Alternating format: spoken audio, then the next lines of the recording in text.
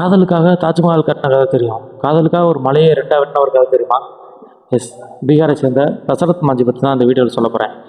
ஒரு அழகான கிராமத்தில் வச்சுக்கிட்டு இருக்காங்க அவரும் அவர் மனைவியும். ஆனால் குடிக்கிறது தண்ணி வேணும்னா அந்த கிராமத்தில் ஒரு மலை இருக்குது, அந்த மலைக்கு அடுத்த பக்கம் போய் தான் கொண்டு வர வேண்டிய சூழல் இருக்குது. அப்படி இருக்கக்கூடிய சூழலில் ஒரு நாள் அவங்க மனைவி போயிட்டு வரும்போது கால் தடுமாறி கீழே விழுந்துடுறாங்க. அடிபட்டுறது பலத்த காயத்தில் இருக்கக்கூடிய மனைவியை காப்பாற்றுறதுக்காக ஆஸ்பத்திரிக்கு அவங்க மனைவி வந்துட்டு கூட்டு போகிறாங்க. ஒரு 80 கிலோமீட்டர் சுற்றி கூட்டு போகணுமா. ஸோ தூக்கிட்டு போகும்போது என்ன ஆயிருக்குன்னா அவங்க இறந்துடுறாங்க. இறந்ததுக்கப்புறம் வந்துட்டு பார்த்தீங்கன்னா தனி ஒரு மனுஷனாக யோசிக்கிறாரு. நம்மளுக்கு ஏற்பட்ட மாதிரி சூழல் வேறு யாருக்கும் நடந்துடக்கூடாது அப்படின்னு சொல்லி நினச்சிட்டு என்ன பண்ணுறாப்புல அப்படின்னாலும் ஒரு சுற்றிலையும் ஒளியும் தூக்கிட்டு போய் அந்த மலையை வந்துட்டு வெட்டிடலாம், ரெண்டா பொழுது ஒரு பாதையை உருவாக்கிடலாம் அப்படின்னு சொல்லிட்டு கிளம்புறாப்புல. ஊரில் எல்லாரும் பார்க்குறவங்க ஏன்னா நினைப்பாங்க இடக்கிறானா பைத்தியக்காரன் அப்படின்னு தான் நினைப்பாங்க. அப்படி தான் நிறைய பேர் பார்த்துருக்காங்க, யோசிச்சிருக்காங்க.